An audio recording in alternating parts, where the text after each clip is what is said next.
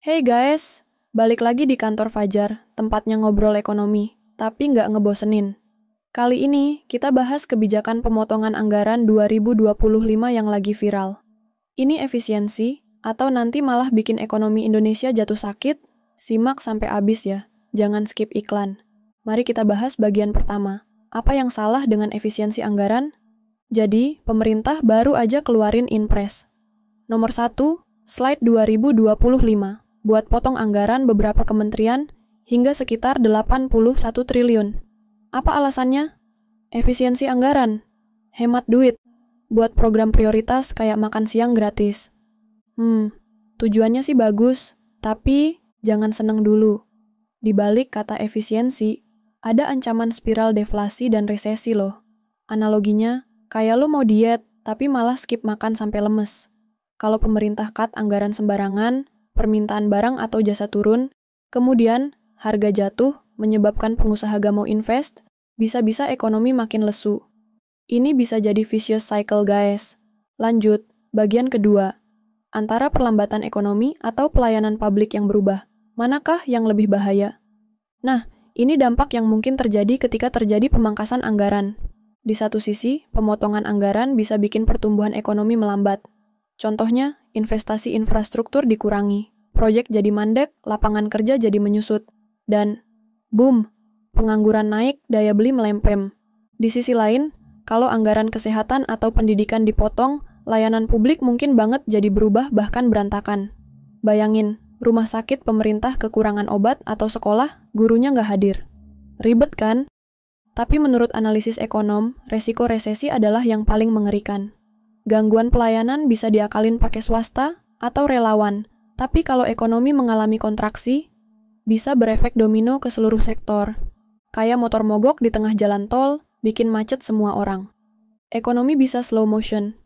Kata teori Keynes, pemotongan anggaran itu kayak matiin mesin uap ekonomi.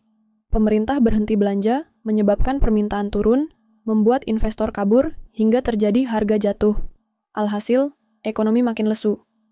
Ini namanya spiral deflasi, dan Indonesia pernah kena tahun 1998. Kemudian, kita beralih ke bagian 3. Yuk, belajar dari negara lain.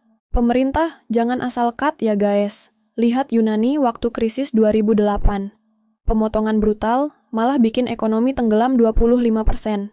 Tapi Estonia, sukses recovery dengan cara smart. Apakah itu? 1. Potong gaji pejabat, bukan anggaran pendidikan.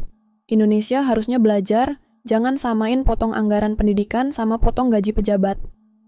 2. Alihkan dana ke digitalisasi birokrasi, biar efisien. 3. Tetap jaga investasi di sektor produktif, kayak teknologi.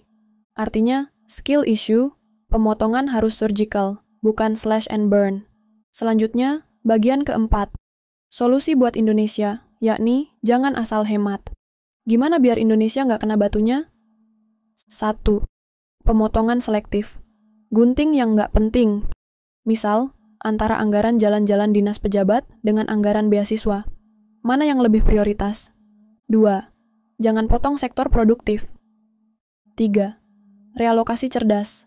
Dana yang dihemat harus dialihkan ke proyek game changer, kayak infrastruktur digital atau pelatihan UMKM. 4.